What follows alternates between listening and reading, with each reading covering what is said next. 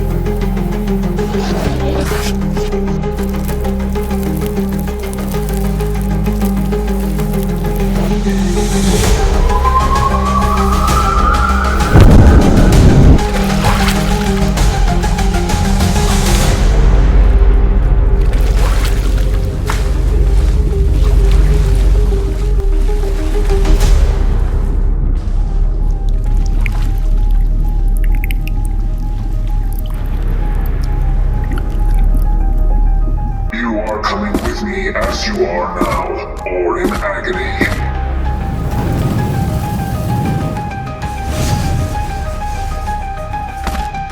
The choice is yours.